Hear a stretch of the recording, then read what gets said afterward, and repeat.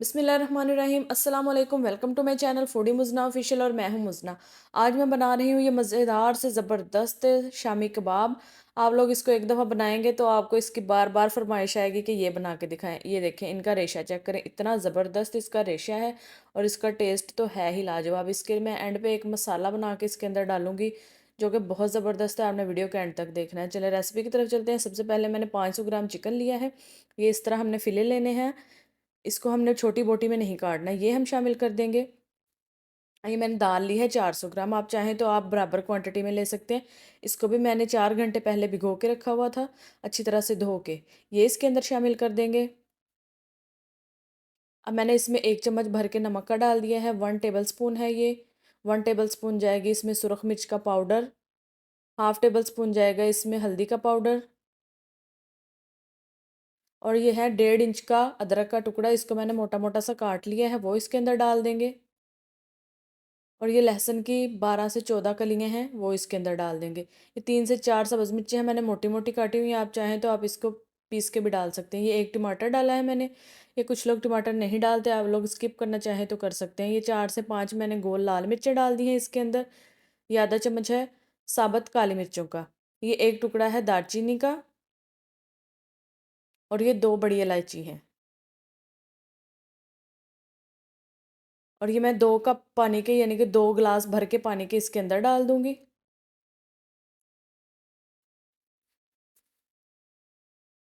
इसमें पानी ज़्यादा भी हो जाए तो कोई मसला नहीं, हम उसको बाद में खुश्क भी कर सकते हैं। इसको अच्छी तरह से मिक्स कर देंगे। अगर आप लोग प्रेशर कुकर यूज़ कर रहे हैं तो इसको आप 8 मिनट पकाएंगे सीटी चलने के बाद। अगर वैसे पका रहे हैं तो आपको 25 से 30 मिनट आराम से लग जाएंगे इसको गलने के लिए।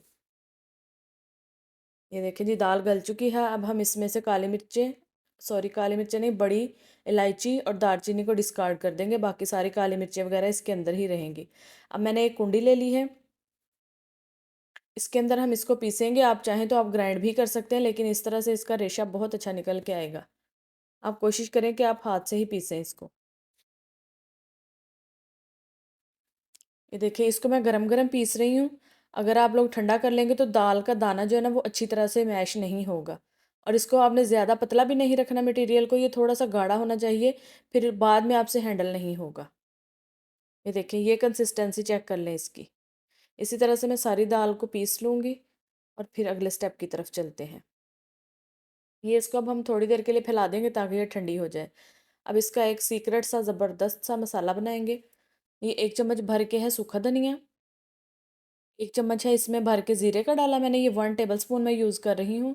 ये है 8 से 10 काली मिर्चें, क्योंकि मैं मिर्चें पहले भी डाल चुकी हैं, हमने बहुत ज़्यादा नहीं डाल देनी। ये एक बादियन का फूल इसके अंदर डालेंगे। इसको हम 1 से 1.5 मिनट के लिए चूल्हे पे ड्राई रोस्ट कर लेंगे। बहुत ज़्यादा नहीं पका लेना, इसको जलाना नहीं है। इसकी खुशबू आ जाए, थोड़ा सा इसका कलर चेंज हो, तब तक आपने इसको रोस्ट करना है। ये देखिए, अब हम इसको थोड़ा सा ठंडा कर लेंगे और इसको ग्राइंड कर लेंगे। ये देखिए, मैंने ग्राइंड कर लिया और ये मसाला इसके अंदर डाल देंगे हम। अब ये मैंने धनिया काट के रखा हुआ था 2 टेबल स्पून। अब ये मेरा मसाला चूंकि गाढ़ा सख्त है तो हम इसके अंदर 2 अंडे डालेंगे। अगर आपसे पतला हो जाए तो आप एक अंडा डालें, अगर ज़्यादा पतला हो तो आप अंडे स्किप कर दें। ये मैंने 1 टीस्पून भर के कुटी हुई लाल मिर्च का डाला है।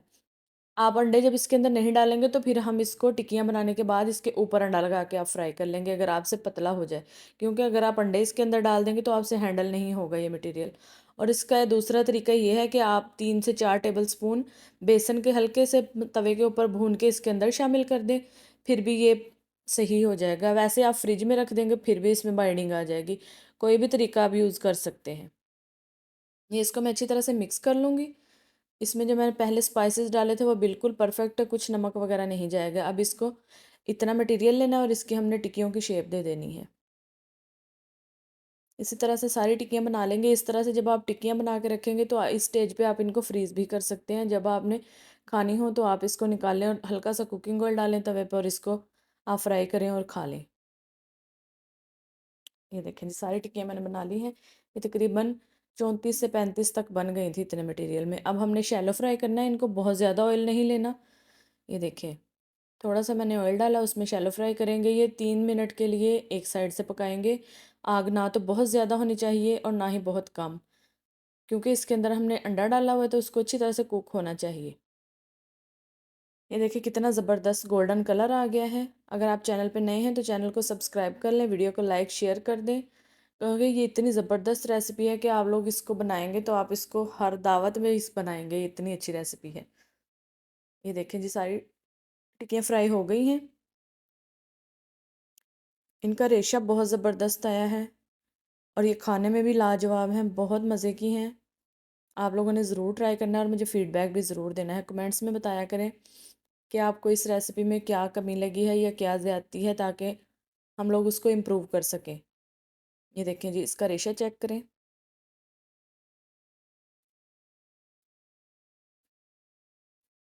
ज़बरदस्त, माशाल्लाह, बहुत अच्छा है। चलें जी, दुआ में याद रखिएगा। मैं आऊँगी एक नई वीडियो के साथ, ज़बरदस्त वीडियो के साथ। तब तक के लिए अल्लाह हाफ़िज़।